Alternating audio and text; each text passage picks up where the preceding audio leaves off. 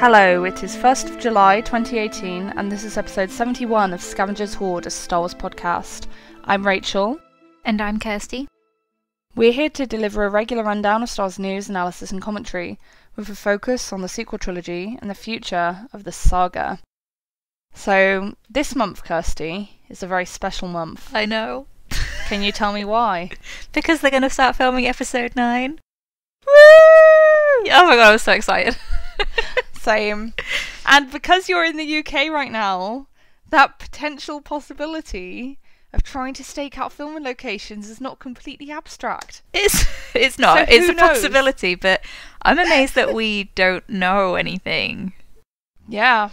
I mean, we did know where they were going to be filming for episode 8 pretty early on, but I suppose with the whole Octu thing, it was just kind of obvious that they were going to go back to Scully Michael and shoot elsewhere in Ireland. Yeah, we have no idea. Exactly. If I remember correctly, I think the first rumours of location shooting, they started arriving very close to filming. So I think even within like weeks or even days sometimes. So there's a good possibility that we will still find out stuff. Okay. Just a bit closer to the time. But yeah, they are doing a very good job of keeping it under wraps. My personal theory is that JJ is obviously known for his secrecy, and I reckon he was like super embarrassed that literally everything about The Force Awakens got out beforehand. Oh, I bet that did annoy him. Yeah, and so now I reckon he's going to be like, right, this shit is on complete lockdown. No one knows anything. We do not want them to know. Nothing gets out. Yeah, So, I felt bad for them last time because it was kind of beyond their control that they had to let people go after Harrison got injured. Yeah. It's just one of those things, and then it all came out. It's very unfortunate. It's like we really did know like every tiny detail, like right down to like dialogue in some cases, which is embarrassing. I think the only thing we didn't know, the only concrete thing we didn't know, is that Kylo's birth name was Ben. That didn't come out. And I remember Jason Ward from Making Star Wars saying that that was the one thing in the whole movie that surprised him. Oh, really? Yeah. Okay. Yeah, I wasn't privy to any of that because I just didn't care at the time. But looking back, it is pretty impressive that they got so much. Yeah, no, it is. I think they got call sheets, and call sheets generally describe each small scene like with enough detail to piece things together quite clearly. And I think they must have literally got all the call sheets. Yeah. Nothing like that for The Last Jedi. No, nowhere near. There were some legitimate leaks, because we had the blessed Boffin spy who died for our sins and to whom we are forever grateful. Everything that they said was correct. But yeah, besides that, accurate reports and rumours were pretty thin on the ground. Apart from the actual photos from location filming. Yeah, stuff with Dubrovnik. Yes, and some very, very grainy shots from Ireland, which is so funny because you look back and obviously with the benefit of hindsight, you know exactly what they're doing in those behind-the-scenes shots. Yeah. But at the time, you're like, oh, it's the Knights of Ren, or oh, I wonder if it's like a sea monster that Rey has to fight and stuff. And it's like, nostalgia. It fueled a lot of good fanfic for the time, so... Yes, it did. It was fun while it lasted. That reminds me, actually, I had this like funny conversation with someone the other day who was telling me about this trip to Dubrovnik they'd taken. And then they said, oh, and then I came back to the UK and then had a couple days at home and then I went off to the Dingle in Ireland. And I was like, trying to work out if they were a huge Star Wars fan and just been like going to these places that they filmed The Last Jedi. But they never brought up Star Wars. And I was like, okay, maybe this is just like a weird coincidence.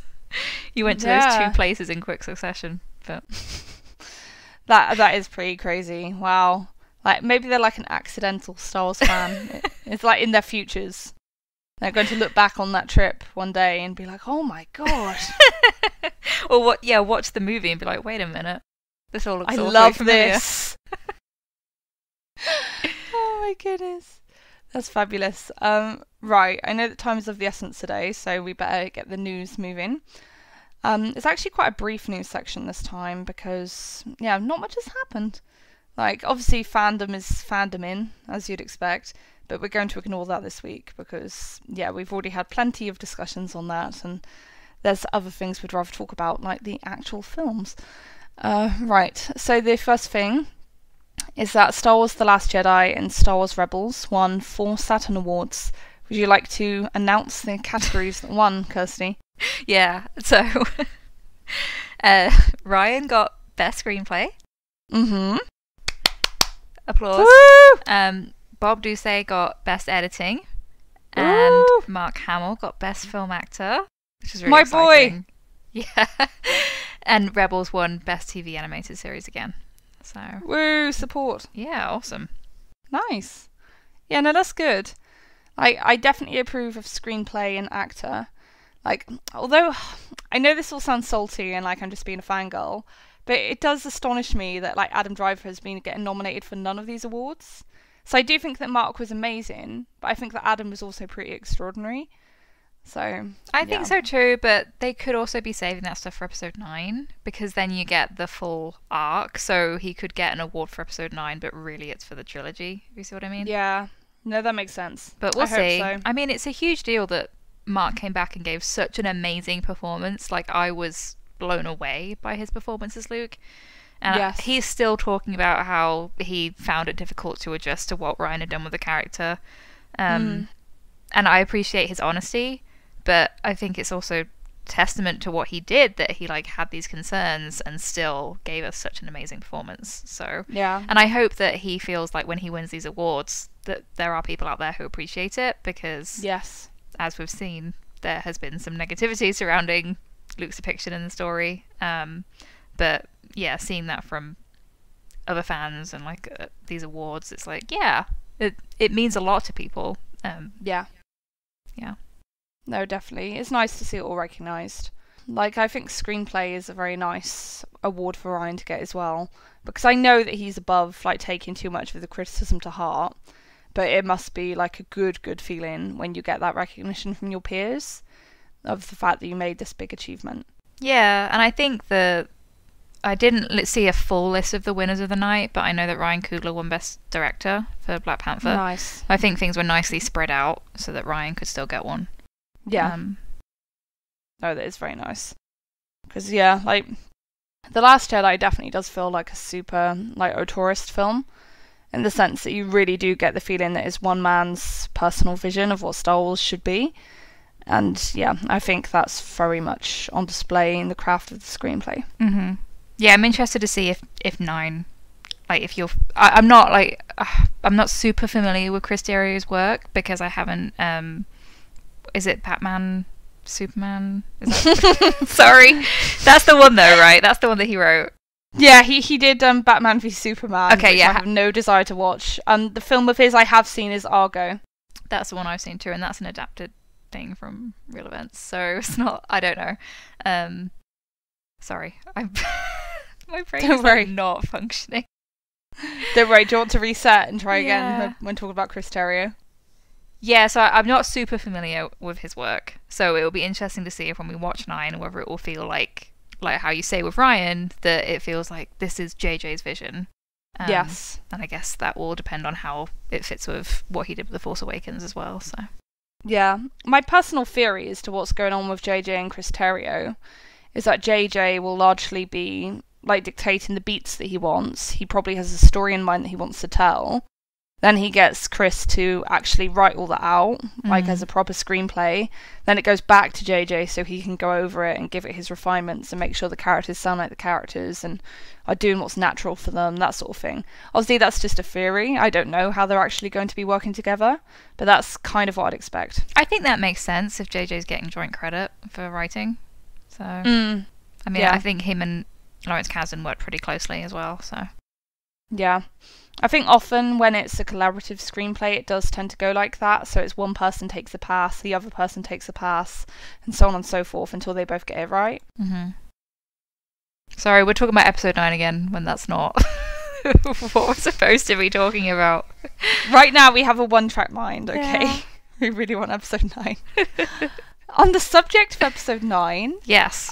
The Poe comic has some interesting tidbits in it about Rey and the Jedi text. Yeah, so I think it may be last week's issue, I'm not sure, but it showed Rey trying to read the Jedi text, but C-3PO helped her because obviously he is very proficient in many languages.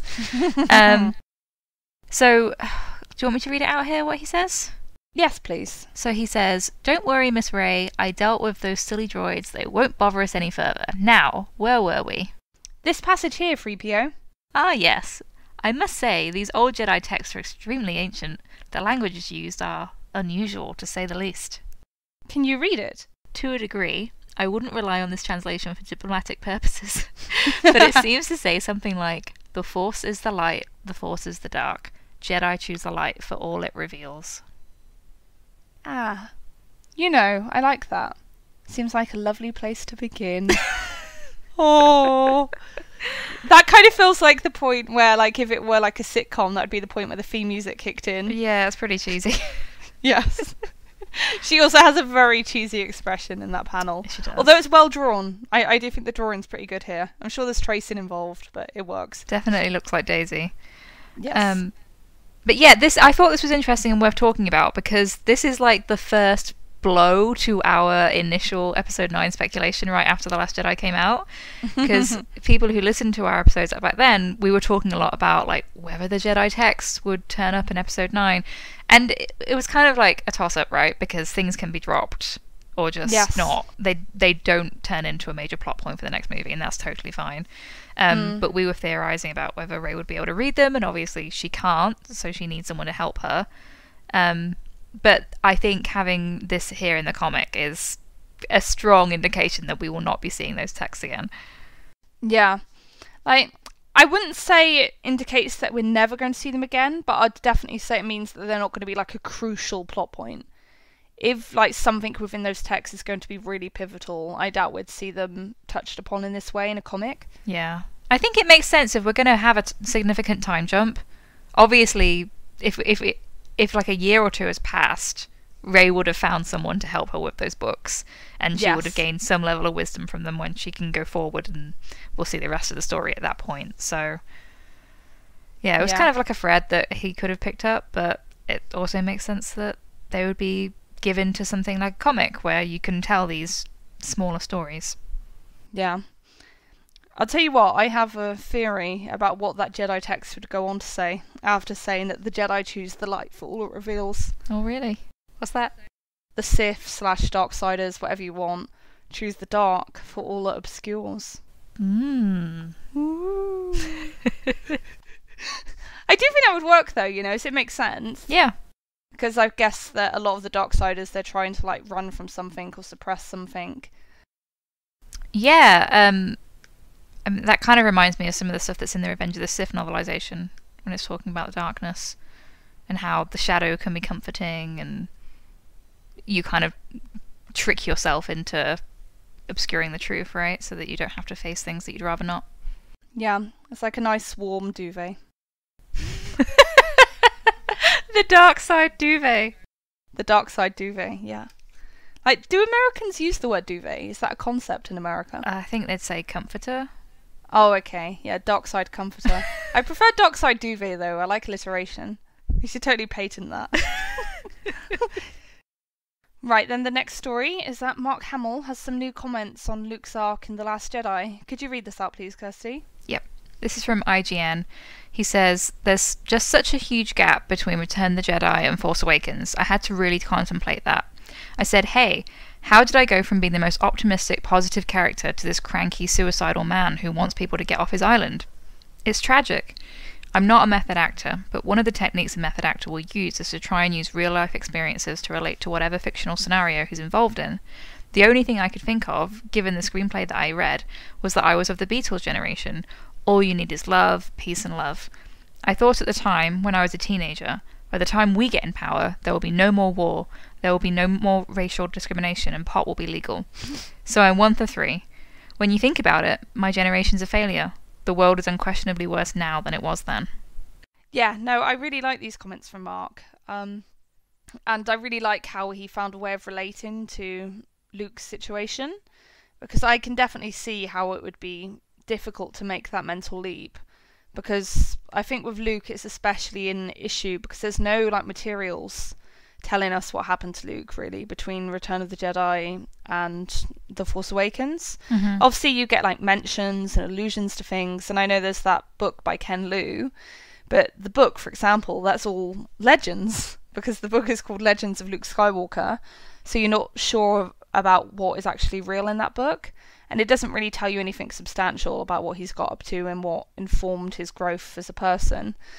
So yeah, it must have all been left to Mark's imagination, and I think it's admirable that he found a way of grounding it in something that was very real for him and a sense of disillusionment that he really felt himself.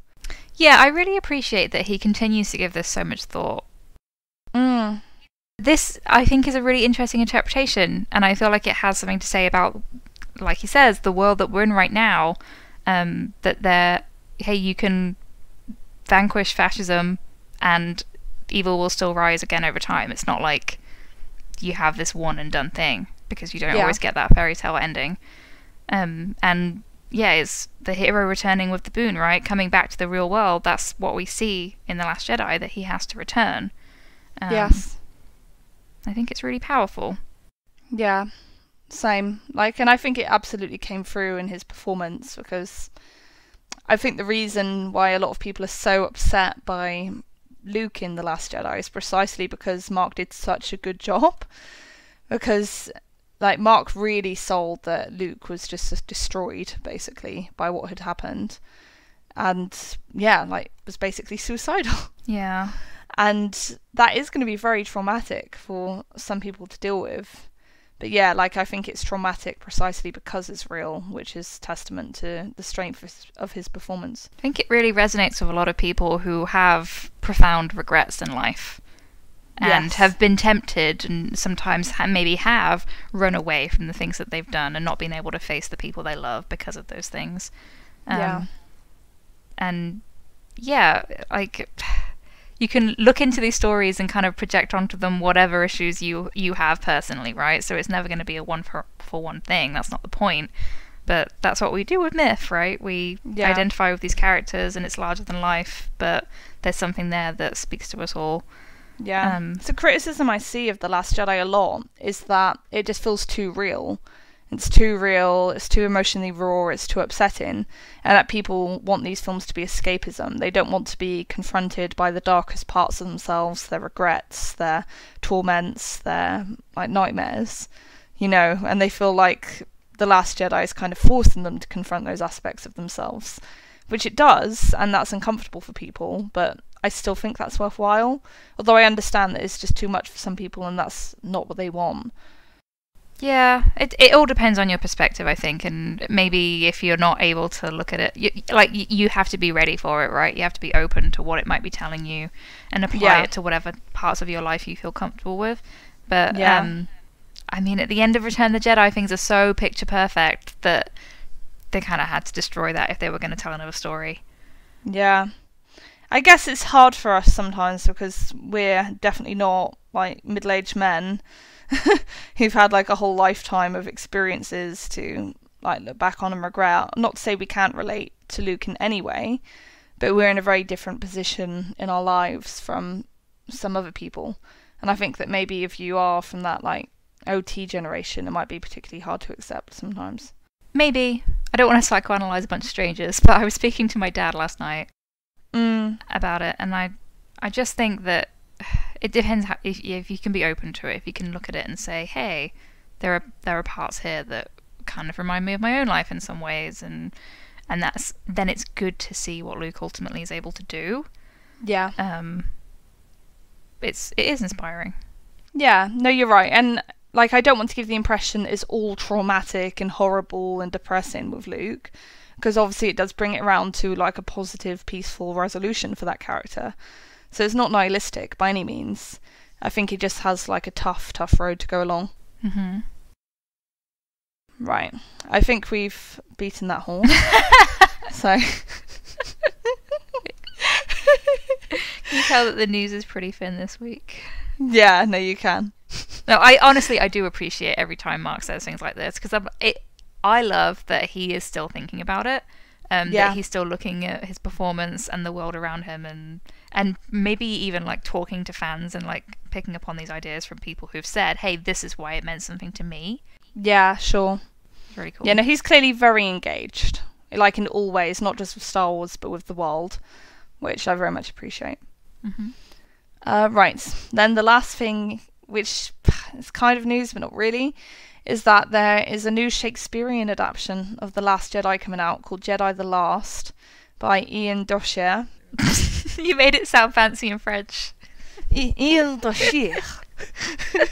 Oui, français.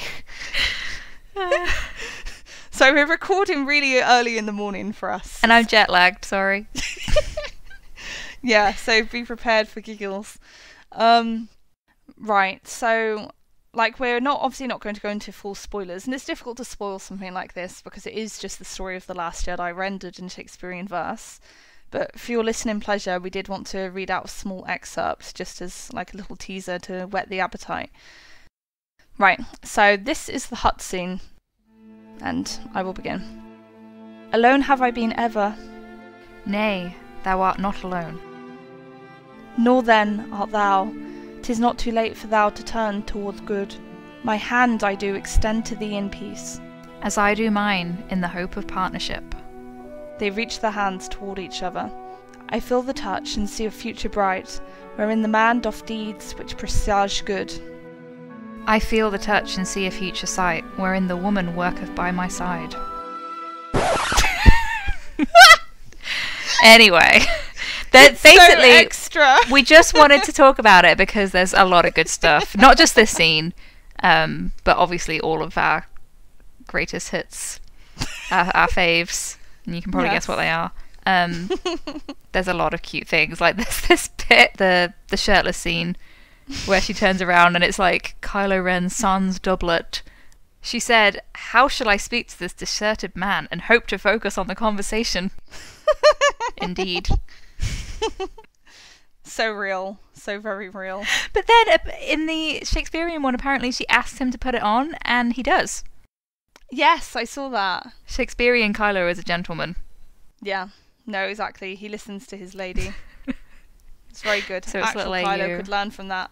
Yeah, but it's adorable. And I really liked the Force Awakens one, so I'm looking forward to reading the whole thing. Yeah, no, I'm really looking forward to this book as well. They're just so much fun to read. I remember getting the previous one on Kindle, but I think I'll get this one in actual book form. So I think something like that, it especially just makes more sense to have it as something you can actually hold in your hands. Yeah, they have really beautiful illustrations as well. Yeah, so the Kindle version does have the illustrations, but you're still missing something. Mm-hmm. And they don't look as good. They're poor digital renderings. Yeah. No, they're a lot of fun. And I like that they, obviously, the nature of it, you get these soliloquies and asides that, they're kind of on the nose that you can deduce them from just watching the movie, but it's still fun to get them. Yes, exactly. Yeah, you get those little glimpses into the inner workings. So then that brings us to our spotlight discussion, which this week is going to be on corruption in Star Wars. We decided to do something a little different with our spotlight just because it's fun to mix things up sometimes, and there's not always a concrete thing like a book or a character to discuss, so we decided to look at a theme instead. Yeah, and I was interested in picking this one because it's kind of the other side of the coin to what we typically think of in Star Wars, where we have hope, love, redemption, and forgiveness, right? Yes. But to have that, you have to have the initial corruption, and you have to have that temptation for the heroes. Yes. So it's something interesting to look at from a different perspective. Yeah, no, exactly. You need to see both angles, I think, in order for the whole theme of redemption to have any meaning at all, because you can't be redeemed if you've been perfectly good and lovely your whole life. You need to have done bad things. You need to have been tempted. So yeah, I think we can probably start out by talking about how this theme manifests in the prequel trilogy, and particularly in The Phantom Menace. So corruption's an interesting thing because it can apply on various different levels. So you obviously get corruption in an economic and political sense, and there's definitely that in the prequel trilogy, because one of the whole premises of it is that the Republic is corrupt. Can you remember much detail about the political and economic corruption in the prequels? It does tend to be the part that registers with me the least, I must say.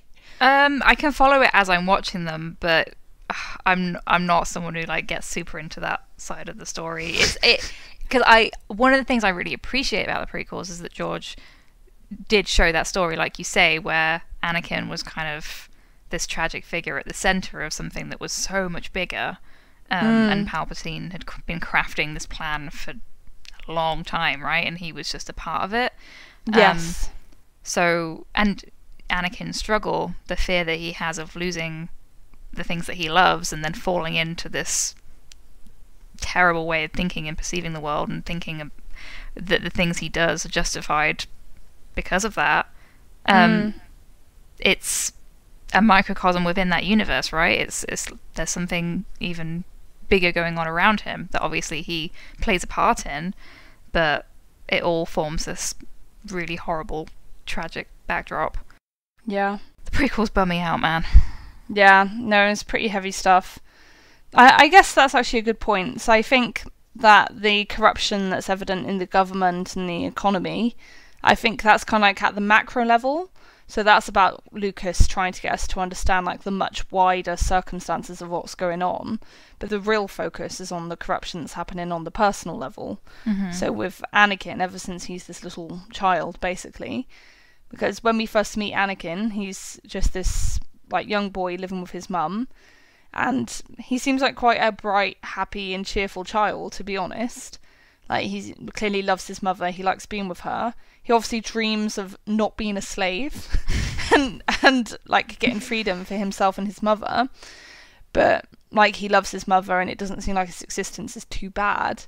And I really do think that his like downward spiral begins when he's taken away from his mother. I know a lot of definitely. I know a lot of people at the time were really skeptical of the idea of showing Darth Vader as this small innocent child, but that's what makes it so powerful to me.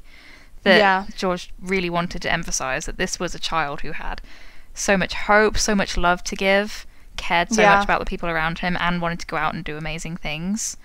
Yes. And I think The Phantom Menace is a really great job of showing how corruption can have these more subtle, kind of insidious things going on. Yeah. I haven't really heard George talk about this specifically, so maybe he has, and I'm just not aware, and someone can correct me.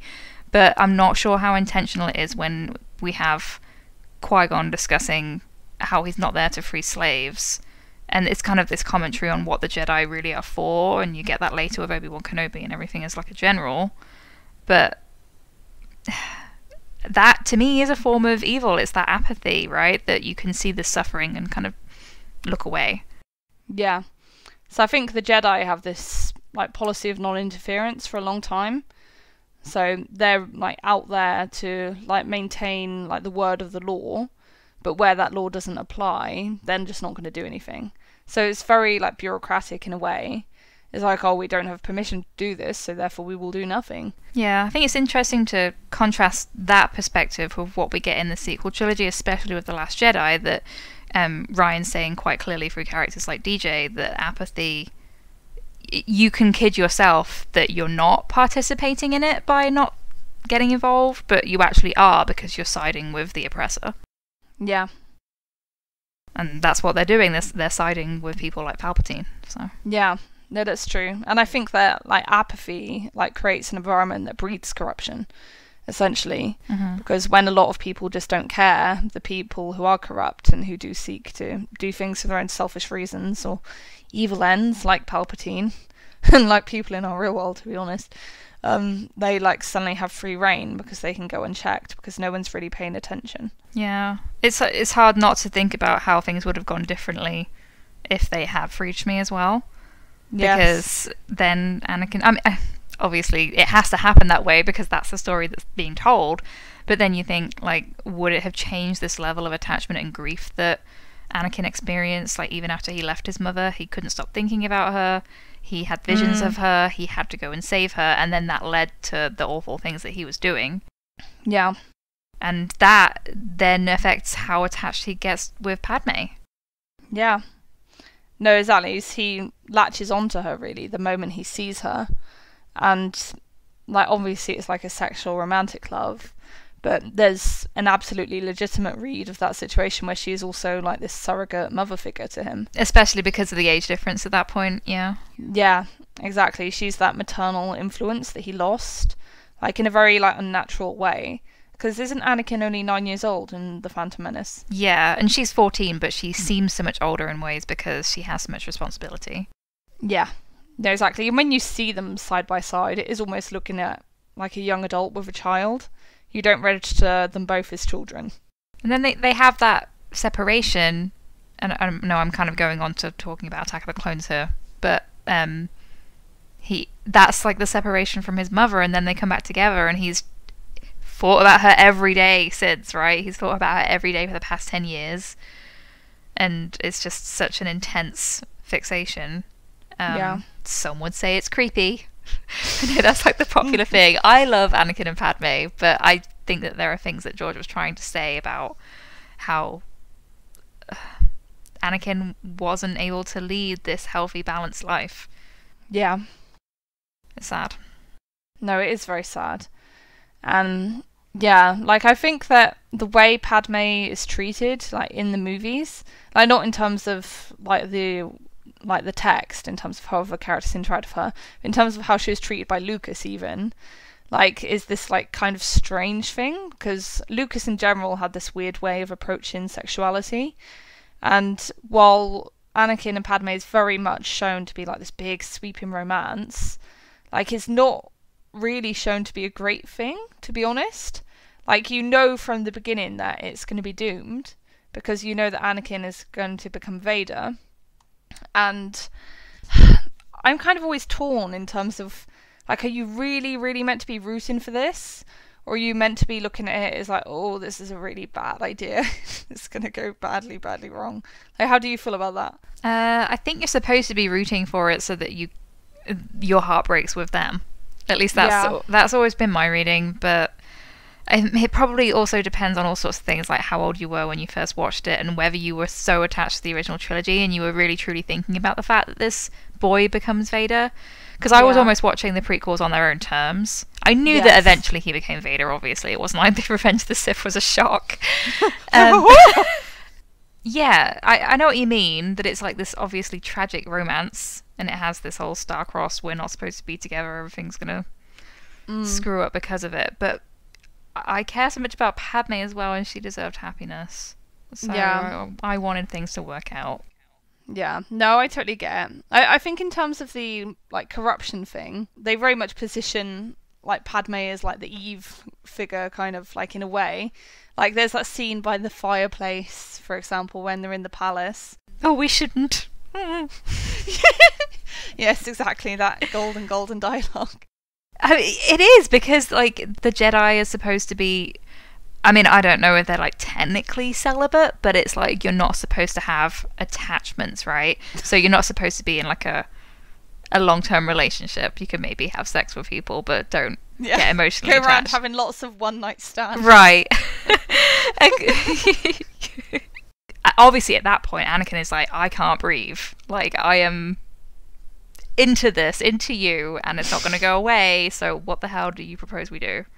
Yeah. And yeah, she's like dimly lit by the fire, and she's wearing that sexy outfit, and it's all very, yeah, like you say, it's not particularly sex positive, which is something I appreciate about the sequel trilogy actually. And yeah, to your point, it's kind of presenting sex and emotional attachment, like in a romantic sense, as this corruptive force. Yeah. And I think it's also just because of like how those things manifest in Anakin, because he does become so obsessive, so possessive, like in terms of Padme, that it's difficult to look at their relationship and see it as a good thing. I think we also have to blame the Jedi for it too, right? That because they set these rules for people, they can't have that balance. Yes. So this is actually a very natural thing for a young man to experience and feel, but it's so much more intense because of the restrictions that have been imposed on him by the institution that he's in. Yeah. No, I think that a lot of what you see with the Jedi and Anakin is that they're trying to force him to lead this like deeply unnatural life. Yeah. It is not like a natural state of being for like a hormonal teenage boy to be like a monk and just like completely like selfless and dedicated to this like higher cause.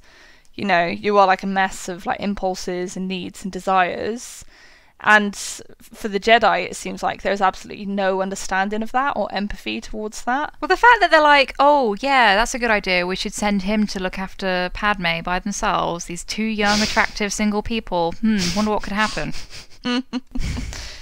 It really does make them look really dumb, to be honest. It's kind of like Snoke with the whole Rey and Kylo. Oh, I linked your minds. It's like, what did you think was going to happen there, dude? Oh, nothing was going to go wrong with this. Oh my god, that's so funny. But yeah, no, it's interesting. So I think, like, basically the prequel trilogy is to be admired. It is very complex, and it doesn't give straight answers or just like provide one answer as to what went wrong. And I think up to like Attack of the Clones, we're seeing like corruption like in various like ways and coming at him from various different directions. So he's corrupt in that he's being forced into this unnatural lifestyle by the Jedi. He's also being corrupted by the sexual wiles of Padme Amidala. I know that we might not see it like that, but I do think it's presented like that, at least to an extent, because, like, again, the sexy bondage outfit, come on. Yeah. It's interesting how Padme is depicted, really, isn't it? Because it is this whole, like, Madonna whore thing, almost. The way that, like you say, that outfit is, like, it's just so on the nose with what they're doing, with how Anakin looks at her. And it does. I mean, she says, like, it makes me uncomfortable. And yeah. It's... Yeah, she's objectified to an extent because we're seeing the story through his perspective. Yeah. No, it's true. And I guess it's also because the Padme we see in Attack of the Clones is very different from the Padme we see in The Phantom Menace. Mm-hmm. So obviously you do get to see, like, Padme when she's just handmaiden Padme, like, without all the makeup and all the artifice. But even when she is dressed like that, she's always dressed very sensibly. She's got no makeup on. Like, she's, like, very practical and, like, clear-headed, you know? And then when she's not in that mode, she's in Queen mode, where she's just, like, made up, like, this outrageously elaborate China doll. And emotionless. Like, yeah, the voice and is obviously... emotionless. Yeah. So there is a huge contrast in terms of those depictions, because she is very sexless in The Phantom Menace. And then they switch to her being this complete, like, sex pot. Basically. And then we know... But like you say, that's about perspective, because we're seeing her as Anakin sees her. Yeah, and by the time... I mean, if people have watched the Clone Wars, we know at that point that she's had other romantic relationships, whereas obviously Anakin has not.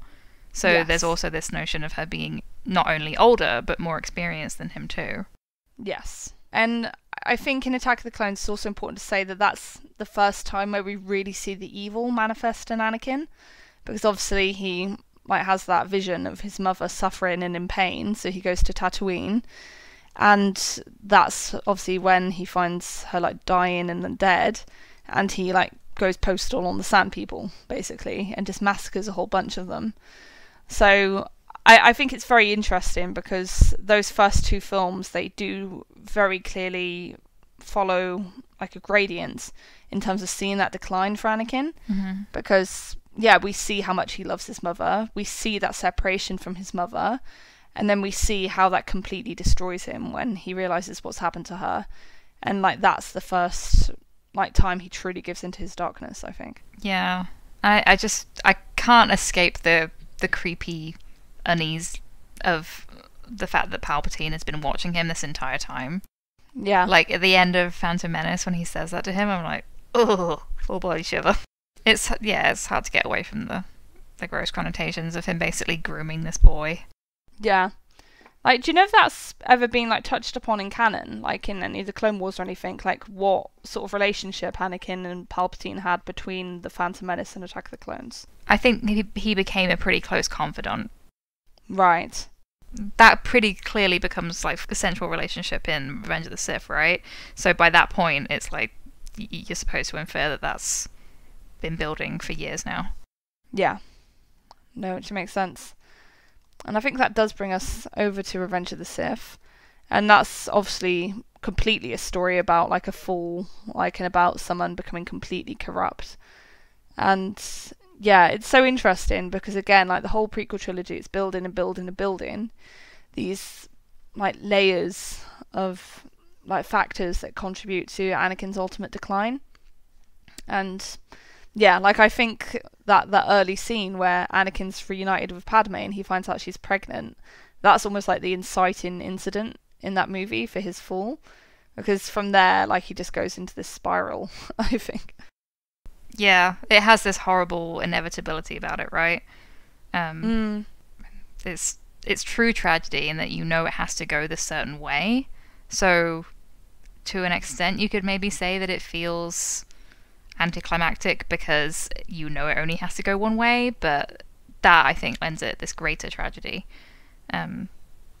That you can see all of these little ways in which Anakin succumbs to the darkness, but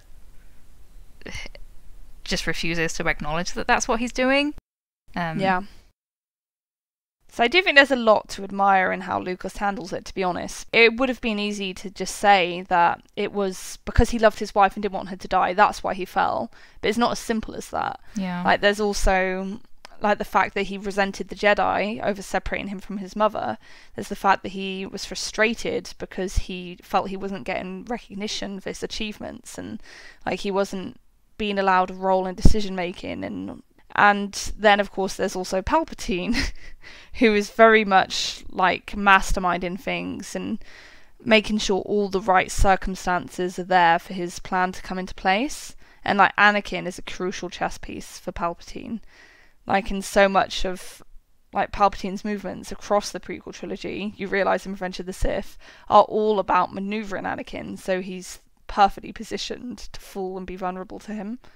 Yeah, I think that's what makes it so powerful, that there are all of these different factors that go into it, and any one of those you can kind of pick out and maybe apply to some aspect of your life where there's like a temptation to do something that's not right, but for reasons that you could probably try to justify to yourself.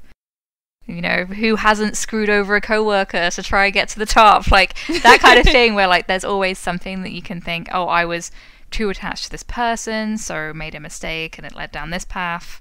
I don't know. There's obviously it's heightened, it's opera, but you can, like, I find Anakin very relatable because he wants to do the right thing, but it gets so twisted that he's still trying to justify it to himself at the end. He can't really truly face it. Yeah. No, it's true. And yeah, like, it's just very, like, interesting how it's all, like, tackled. And, like, I really do love Palpatine, like, in the prequels. I think that's where he really shines. Don't get me wrong, I love him in Return of the Jedi, but you really get to understand him and what his plan was in the prequels. So completely evil. Yeah, no, he is. Like, he's basically like Satan without the good looks. Hey, young, like, Palpatine. Could have got yeah, it. Maybe he was like a hottie. Yeah, like, so I guess we only really see middle-aged Palpatine. Kind of, like, lost something of that special charm. Still waiting on the Star Wars story. Oh my lord. Yeah, maybe he's like a male model or something. But yeah, no, Palpatine is interesting because he is clearly the most corrupt character, like, in the prequels, in that he is corrupt from the very beginning and he only gets more corrupt as it goes on. So there is a gradient, but it's not a gradient from being in this grey state to being in this fallen state, which is what you have with Anakin. It's more with Palpatine, where he starts out corrupt but doing a very good job at hiding it, and there's no, like, physical ramifications of that corruption on his appearance, to then in Revenge of the Sith, where he's this completely, like, deformed, like, Gollum-like character. Like, because it's become so much a part of him that is literally, like, written into his skin, like, how evil he is at this point. Mm-hmm. And yeah, like, I like it. It makes him very fun to watch, but it's also, like, makes him a good foil to Anakin, because it shows that Anakin is not Palpatine, because you're never really meant to empathise with Palpatine in any way. No, the way he discards and uses people is just so repulsive. Like, I know it's not explored in The Phantom Menace, but he groomed Maul too. You know, he, like, has these people who he targets from a young age, and like, even Dooku, it's like he'll just discard them when they're no longer convenient for him, right? Yeah. It's gross. Exactly. They're just tools to him. Yeah, like there's just one more thing I really want to bring up in relation to corruption in the prequels, and that is the corruption in the Jedi Order themselves, because that's a big point that is made, that the Jedi didn't just fall because of external reasons, they fell because they'd kind of become corrupt themselves, and there was a lot of pride and arrogance involved. And obviously it's not to say that the Jedi were corrupt in that they were evil, but they were corrupt in that they'd kind of lost their way, and they'd lost sight of what the Force was and what the role of the Jedi should be.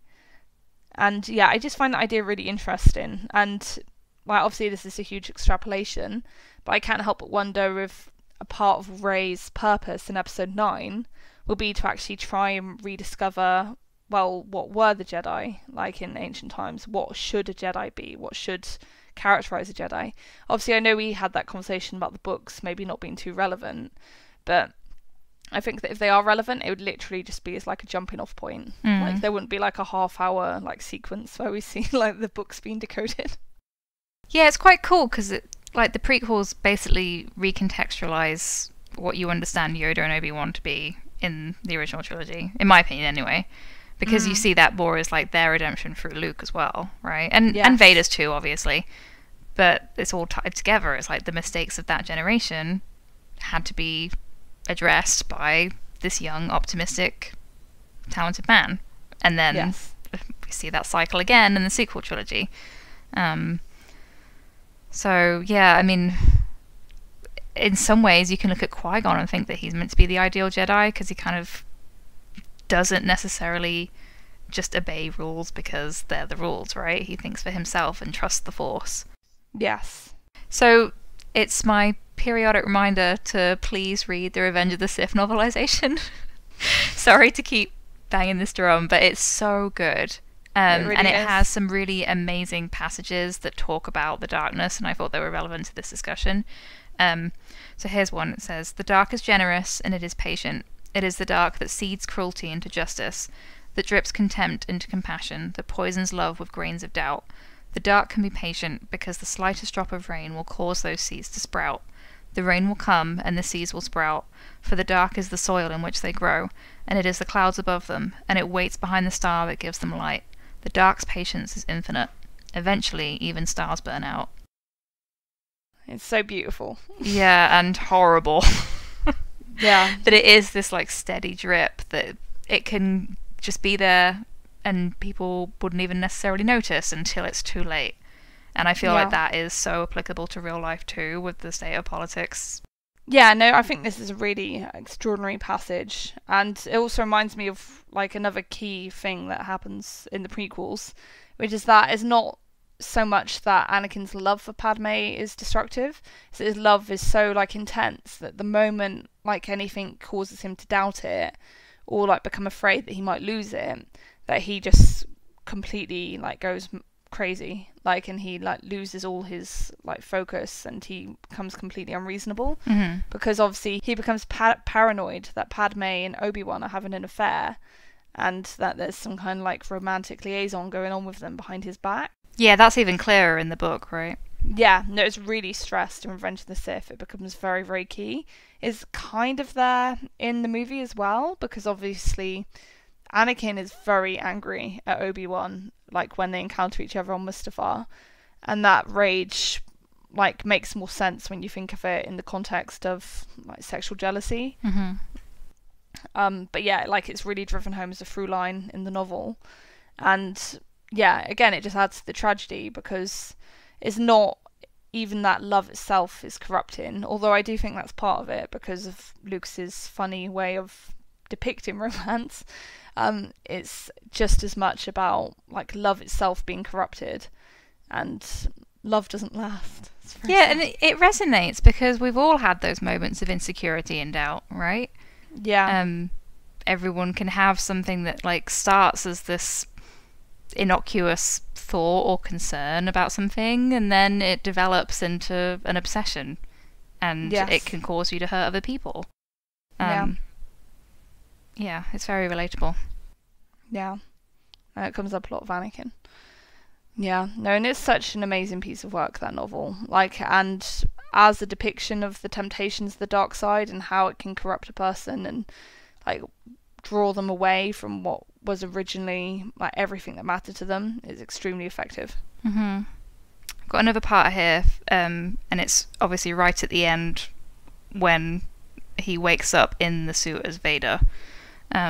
He says, "And you rage and scream and reach through the Force to crush the shadow who has destroyed you, but you are so far less than now than what you were.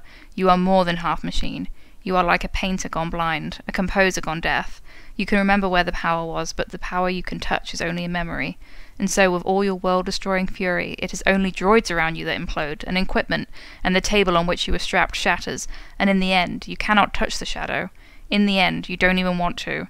In the end, the shadow is all you have left. Because the shadow understands you, the shadow forgives you, the shadow gathers you unto itself, and within your furnace heart you burn in your own flame." God, wow. I really hate this because it really drives home the creepiness of Palpatine's effect on Anakin's life, and how he's destroyed him, and yet Anakin is basically completely dependent on him at this point. Yeah. And you get this kind of explored later with the comics that came out last year, with that relationship that he like loathes him and also loves him in this horribly twisted way. Yeah. He needs him, and it's just awful. Yeah, I'm reading that. It really makes me think about how much that evokes what's going on with Ben and Snoke, because obviously not all of this applies. He's not like Snoke like gathered up like Kylo's tortured remains from like the side of a lava pit and then like rebuilt him as a robot. But I do think the shadow understands you, the shadow forgives you, the shadow gathers you onto itself. I think all of that exactly describes what Kylo would have been getting from Snoke, like when he turned, because we know that he was feeling lonely. We know that he felt like no one understood him. We know that he felt alienated. And I'm pretty sure that Snoke will have preyed upon those feelings. I don't have them to hand, but there's some pretty lengthy passages in the Last Jedi novelization where Snoke it's from his perspective, and he's reminiscing on how he targeted the Skywalker family via Ben Solo. He knew that he had these weaknesses and insecurities, and his parents and Luke weren't always there and understood what was going on. Yeah. And it was very intentional, and it evoked a lot of this. Like it felt like what Palpatine had done with Anakin. Yeah. Right, and then we move on to the original trilogy. And I'd kind of say that in the original trilogy, corruption is at least prevalent as a theme. Because in the prequels, we see corruption like as a process. We see like this character start out as this beautiful, innocent little child, and we see him become this like evil monster who's just this like mass of like rage and fury and pain, like, you know, and that's obviously a complete downward trajectory. Whereas in the original trilogy, like the corrupt state is just mostly the status quo for the villains.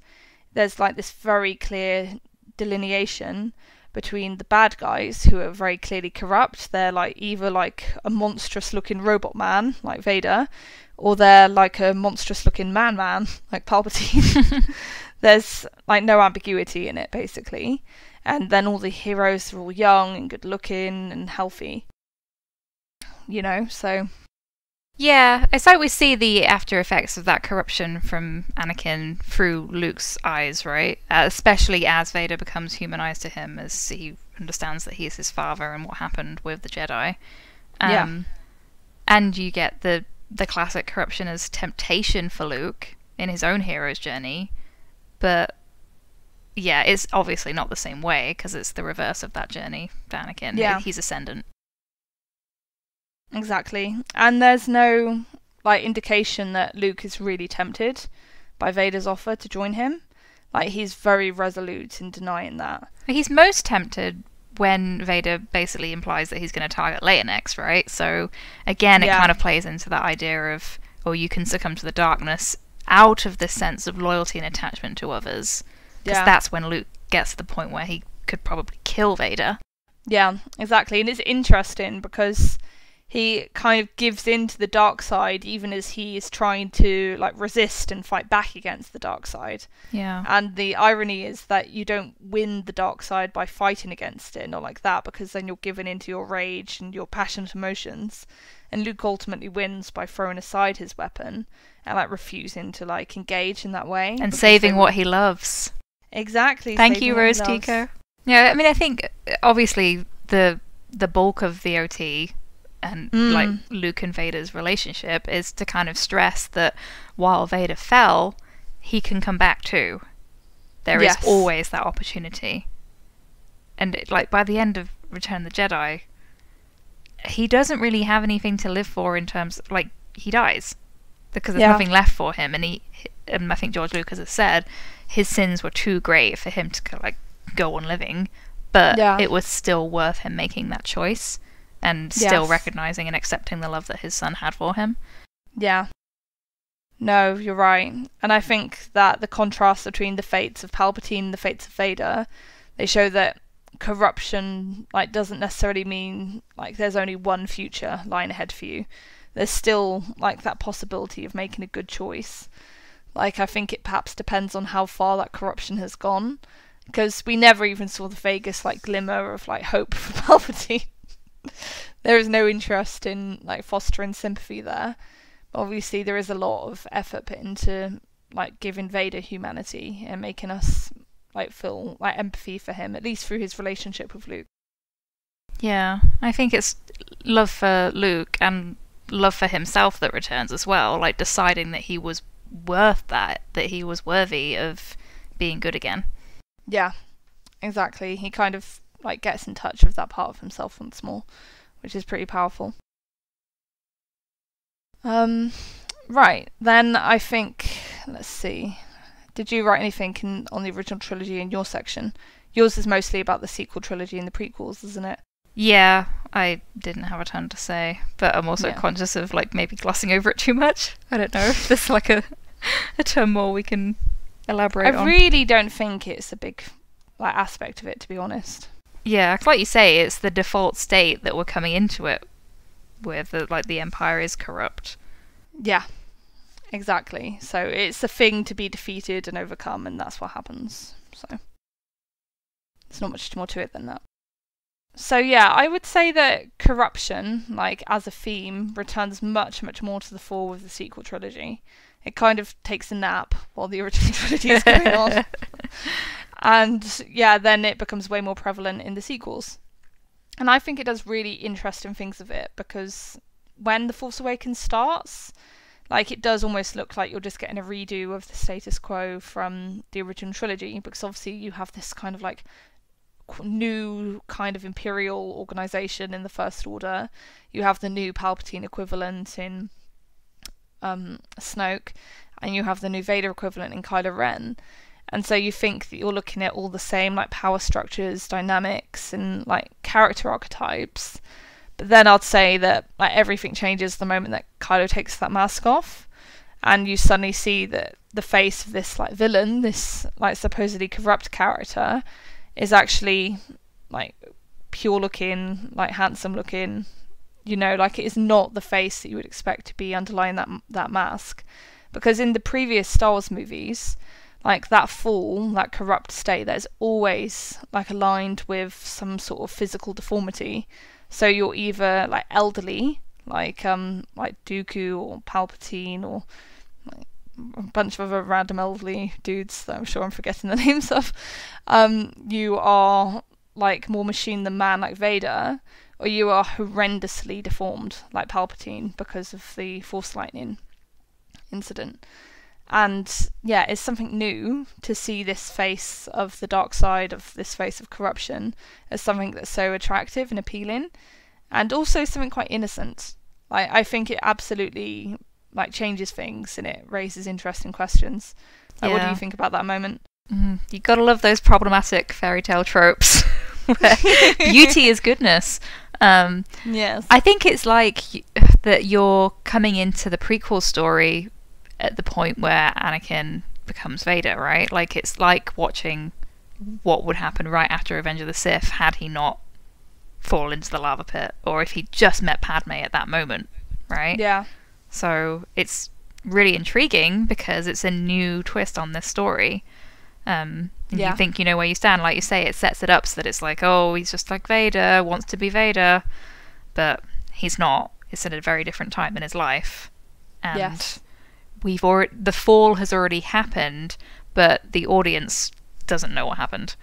Yeah. So it's slowly revealed throughout. So the corruption in the sequel trilogy relates to all of the characters to an extent. In The Last Jedi, so many of them face these tests where they are tempted to do things that they probably shouldn't do. Even characters like Poe. So, yeah, it's very prevalent, and it works in all of these intriguing ways. And it does play on the expectations the audience has. Yeah.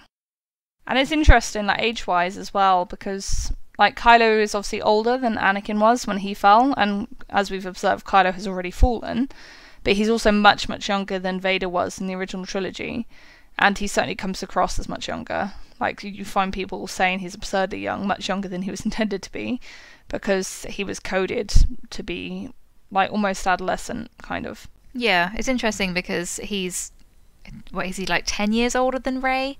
So there's a larger age gap than with Anakin and Padme, but like you say, the way the characters are written and coded, they are positioned as equals on a level that obviously Anakin wasn't quite with Padme at the beginning of their trilogy, but also not in the same way that Vader and Luke were positioned as well. Yeah. So it's a totally new dynamic. Exactly. So I think the age of Kylo, and especially the age at which he comes across, I think that means that we are essentially seeing like a coming-of-age story for him. Like, just as much as we're seeing a coming-of-age story for Rey. Like, we're seeing these young people, like, discover themselves and get to grips with who they are. In a way that was never the case with Vader in the original trilogy, because he was just this monolithic, static character. For the most part, obviously, he changes at the very end, but he was not really going on an arc or a journey until, like, that last turn inspired by his son. Whereas, like, Kylo, he's a very, very dynamic character, and he's constantly, like, evolving and changing depending on everything he experiences and goes through. Mm-hmm. And in that way, he's much more like Anakin, because we're really seeing how he's impacted by his relationships with others and how they're, like, constantly altering his path and causing him to reassess things and make new decisions. Yeah, definitely. With characters like Finn, that corruption is presented as something that he comes from but has managed to escape in terms of his own morality. Like, you never get the sense, because of the way that they kind of present it with Finn, he's always good. And he's escaping this external dark force that has shaped his life, but he's not tempted in the same way that someone like Kylo obviously is. But what's really great about his story in The Last Jedi is that he's tempted by this thing that seems good on the surface in terms of wanting to preserve his own safety, Rey's safety, and the way that he talks with DJ. Like, it's kind of insidious, this, oh, well, you should just look out for yourself because everyone else is. And that is what's tempting to Finn. It's not darkness, it's this self-interest that can seem totally fine, totally acceptable to people in real life, right? That we go about our daily business and you can just look away. And Finn realizes that he can't, but that's a potentially corrupting force for him. Yeah, that's a really good point. Like, so all the characters are tested, and I think that Rey and Finn, they're both characters who are shown to be, like, subject to attempts to corrupt them from a certain point of view. Yeah. So, like you say, with Finn, it's DJ trying to corrupt him into that state of, like, apathy and selfishness. And then with Rey, it's arguably Kylo trying to corrupt her to the dark side. Well, that's the thing about Rey's story. It's so interesting because it really depends on what perspective you're looking at it from. Because a lot of the audience will be looking at it from Luke's perspective, and he clearly sees Kylo as this corrupting force. And you even have, like, that cut line, oh, you were opening yourself to the dark side for a pair of pretty eyes, right? But that's... Yes. Obviously, that's a theme and subtext within the story anyway, but that line would have really driven it home. That from Luke's perspective, Kylo is this evil, manipulative force who's going to seduce his, new apprentice away after having fallen himself. But Rey doesn't see it that way. And she's just trying to figure out the truth, and she I think Daisy's talked about this before. She's not bothered about the dark and light. That's not really Rey's central dilemma. It's figuring out where she belongs. Yeah. I think Rey is a very empathetic person, and I think she looks at things very much on the human level. So she's much more interested in Kylo as an individual, as a person, rather than being interested in him as like, oh, you're the Dark Lord. Like, of course, like at first there's like an attempt to like view him in this very binary, basic way, like, oh, you murderous snake, and that sort of thing. But yeah, as she like spends more time with him and like hears what he has to say and realizes he is more complex than that, she does become more open to actually talking to him as an equal and hearing what he has to say. And it's interesting because when you see those moments between them, they are, in my opinion, depicted as a good thing. They're not shown as sinister. They're shown as quite like profound and like intimate and special. They're like these almost beautiful moments between them, to be honest. And yeah, it's such a transformation if you compare it to like the Anakin and Padme scenes from Attack of the Clones, because where that's all very like blunt and on the nose with, oh, this is a seduction with this beautiful woman like enticing him to break his Jedi vows. Ooh. Like, which you know is so funny because that's not how things are from Padme's perspective. She's not like trying to seduce Anakin. She's actually trying to not succumb herself. But yeah, like I agree with you that it's presented very differently, and it's about these two characters who come together in a shared sense of loneliness. And there's, even with, you know, they touch hands and they see each other's future, but it's not like, oh, well, I need to trick him to coming to the light side and I need to trick her and seduce her to the dark side. It's that they genuinely both believe that that's where the other belongs, with them. Yeah, so exactly. It's corruption if you want to look at it from that perspective, but it's also really not. Yeah. Or you can even look at it as like Kylo's being corrupted toward the light, right? Because the way that Snoke talks with this sense of real arrogance and presuming like, oh, Kylo's still going to be loyal to me, it is this notion that he is being tempted by the light, and that was obviously first established in The Force Awakens, but it's expanded on in a really great way. Yeah. I think that is interesting how they both basically make each other's lives more complicated. Yeah. Because, yeah, I think they both desperately wanted to have this clear view of the world and, like, clear perception of what their futures were and what their destinies were. But then through their interactions with each other, they're like, hey, maybe that's not the way it has to be. Maybe this can be done differently if we work together and, like, function as equals, as we're meant to be. Like, and for Rey, that is, like, things will go differently because then I will get Ben Solo back and then we can work together to destroy Snoke in the First Order and everything will be fine and dandy. And for Kylo, that's like, if I can get Rey to come to my side, then we can destroy Snoke and we can lead the First Order in order to make the galaxy better. And I think they're both genuinely well-intentioned with that. It's just that their goals and ambitions are completely different, and Kylo's is much more morally questionable.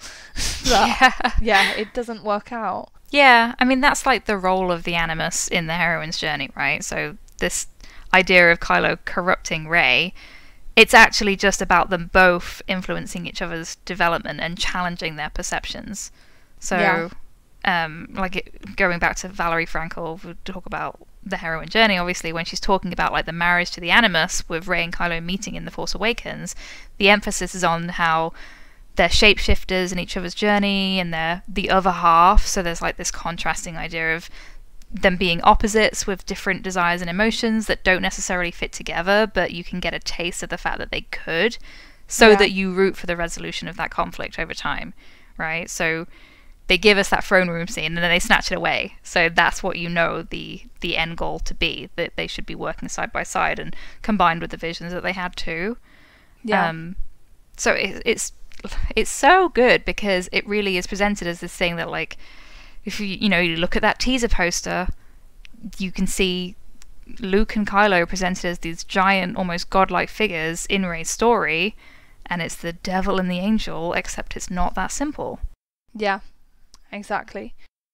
And it's really pretty fabulously well done in terms of that. There was more I wanted to say. There's always more I want to say. Sensually predatory Satan. Yes. Yeah, so we just want to give it up here for number one Adam Driver / Kylo Ren stan, Peter Bradshaw, the Guardian film critic, for calling Kylo essentially predatory Satan. You know, which is amazing. It is amazing. Like, I agree in essence, because Milton Satan could get it. But it also implies that Kylo has game, and he most certainly does not. Yeah. So it's like, yeah, I get where you're going, but he's not as smooth as he would like to think he is. Yeah, like, I think Peter Bradshaw's, like, deep and profound love for Kylo Ren, like, sometimes blinds him to the fact that Kylo Ren doesn't really have it together. He's closer to Anakin than Vader, for sure. Yeah, exactly. It's like, come on, he's literally, like, sliding into corridors on his socks. We're not talking about some kind of, like, super, like, accomplished genius in this situation. He's not a Palpatine. I know I'm preaching to the choir here, but this is what is so amazing about Kylo's character. They really have this duality, and depending on your perspective and your interest in the story, you can pick up on certain things and minimize others, right? Yeah. But the beauty of this character is that he's all these things at once. And yes. He doesn't know what the fuck he's doing. Yeah. It makes for very compelling viewing. Definitely. And there are absolutely, like, Lucifer vibes going on with Kylo in The Last Jedi. Oh yeah, because that's the Byronic hero thing, right? Yeah, no, exactly. And if you think about that, like, temptation of, like, Rey and appealing to, like, her loneliness and the things that he knows are her pressure points, that's exactly what, like, Satan does in Paradise Lost with Eve. Like, when he's trying to, like, say, hey, you know who you want to, like, be with and who's, like, the coolest dude here. It's not that God. It's, like, me. Woo! And, of course, like, in Paradise Lost, like, Lucifer / Satan, whatever you want to call him, is shown to be, like, beautiful and appealing and seductive. Yeah, I think the stuff is there on a subtextual level for sure. Is that almost actually it's on the nose sometimes, because you really do have Luke as like this angry god bursting in and stuff like that, right? Yeah. And yeah, Rey is that figure in the middle who is tempted by things and trying to figure out what she wants, and it's I think there's all sorts of things going on in the story, and we've picked apart a lot of them, but you can just talk about it forever, really. Yeah, no, exactly. There's a lot going on. I just want to say that it's handled very interestingly, because you almost see Rey going through the same temptation that Luke does in the original trilogy, but I think that the presentation of that temptation in The Last Jedi is so much more complex and interesting than what Luke goes through in Empire Strikes Back, because the offer that Vader makes, it's very much like out of the blue. There's no real like build up to that moment. They have a fight, like Luke's like about to like die, and he's clearly at Vader's mercy. But at that point, Luke's not invested in Vader's redemption either, whereas Rey is actively trying to get Kylo on her side. Oh yeah, no, like, so yeah, basically what I'm trying to like argue for is that in the original trilogy, it's completely out of the blue. There's no build up to it. Whereas in The Last Jedi, it's all about that build up. Yeah. It's all about trying to like justify and legitimize that moment where he makes the offer to her to like join him. Yeah. Because I think that in The Empire Strikes Back, it gets away with it because obviously it has that I am your father moment. And the sequel trilogy doesn't have that. Rey and Kylo are not related. The reveal of Rey's parentage is an anti-reveal almost, right? That yeah, it was what she knew it to be and what we knew it to be all along. Yeah, exactly. And basically because Rey is not related, like there needs to be something else there for us to buy that Kylo would make this offer, to buy that he would actually be invested in corrupting her like this so that he can get her to join him. And so the like way we are invested in that is by seeing them just connect as people, as individuals, like, and as potential romantic partners, to be honest. So, yeah, it's interesting. It's an emotional plea on both sides. It's genuine. And that's what gives it that emotional weight. Yeah, and it's much more compelling to me, to be honest, for that reason, because you go into that like plea from Kylo to Rey with that investment and desperately wanting them to be together somehow, and then like dreading it when it goes so badly wrong, you know, because you know when he starts making that speech to her, like saying join me and we will blah blah blah blah, like you know that everything's falling apart at that moment, and it breaks your heart because you've had all that time to invest in their relationship and want them to work together and want them to be together, and then it all goes wrong. Yep. You're supposed to think that all is lost at this point. Yeah, exactly. Sorry, I'm pushing the pain train right now. Choo choo. The Last Jedi is a pain train. Oh, it is. Like, oh, it was so bad. I was like at the premiere screening. I was like, oh no, you don't. Oh no, you don't. Oh, you are. You are. Oh crap. Oh, it was so annoying. I love it because that's what people have come away from discussing. No matter what side of the debate they're on, this is the central argument now, and that's what I wanted after The Force Awakens. And it's that's the struggle of the trilogy for these two people to resolve their intensely personal conflict. Definitely. And I also just want to touch upon the corruption of Ben Solo, because I think that the way that is depicted in The Last Jedi is so fascinating, because obviously we get that little Rashomon where we see Luke standing over Ben and brandishing the lightsaber, and I just love how like Ben Solo is depicted in that moment, because he is just so innocent looking. Yeah, it's interesting because Luke says, oh, Snoke had already turned his heart, and supposedly he looks into his mind and sees all the suffering that Kylo will inevitably cause, but the way he's actually presented is, like you say, so innocent. He's dressed in white, he's sleeping, he looks so young. Yeah. No, exactly. And I've seen such emotive responses to that scene, like on forums and Reddit posts. People saying like Luke standing over that sleeping child. Oh, how could he like consider killing such an innocent person, and all this kind of thing. And to me that shows that Rian Johnson did a great job with that, because you were not looking at the evil monster Kylo Ren in that scene. You're looking at innocent little Ben Solo and thinking, how could Luke even possibly begin to threaten him like that? And I think it's particularly troubling because while we're told that Snoke is the one who's responsible for Ben's fall, we never see Snoke corrupting Ben. There are no flashbacks where Snoke is like, "Ooh, come into my parlour, young Solo, and I'll show you some things." You know, like the only thing we see in Ben's past, the inciting incident towards his fall into darkness, is that moment of Luke standing over him.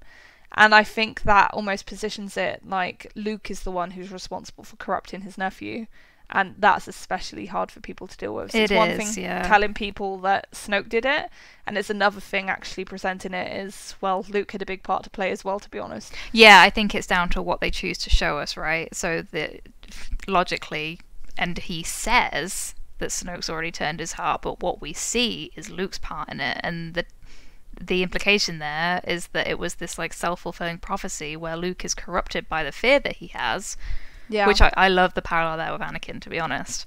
And he's trying to do the right thing, and stops himself in time, but the damage is done. Yeah. And I think that's a very scary thing, because it's like we're just like seconds away at any moment from doing something that can have these knock-on effects for years to come, and that Luke really, really struggles to accept about himself. Yeah, and it shows that you can think about yourself as a good person, and you can still be that corrupting influence in someone's life. Mm-hmm. And that just like the slightest error of judgment can send everything spiraling out of control. Yeah, good people can do bad things. I think people often can identify as, oh, well, I'm a good person and therefore I wouldn't do this or whatever. It's like it's much more complicated than that. And the way we should think about these characters too, that Luke is incredibly relatable in The Last Jedi, and it comes back to what we were talking about at the beginning of the show, because he's shown to make these mistakes and experience profound regret, but also ultimately chooses to do the right thing and atone as best he can, even as he acknowledges that he can't be the one to bring Ben back. Yeah, exactly. I think that's probably a good point to end it on. Would you agree? I guess. I mean, we could keep talking forever, but we have things we need to go and do. Exactly, yeah, we have lives to lead. But yeah, no, I feel like that was a good show, and I definitely enjoyed that theme. We should definitely do spotlights of this more often. Yeah, I think we're going to end up getting into a bit of a dry spell over the next few weeks, so if people have ideas for themes that they'd like us to discuss, or just elements from the movies or books or whatever that you would like us to cover, let us know. And if you have ideas on corruption based on what we've been talking about, email us too. Yeah, no, definitely. We really would love to hear from you guys because, yeah, it would be nice to make the show more participatory. And yeah, for that we need you guys to get involved, so please do. To close off the show, I'm Rachel. You can find me at Star Wars Nonsense on Tumblr and at Journal of the Star Wars on WordPress. Where can people find you, Kirsty? I'm Bastila Bay on Tumblr, Kirsty of Jakku on Twitter, and we're Scavengers Hoard on Twitter as well. Thank you so much for listening, and until next time, bye! Bye!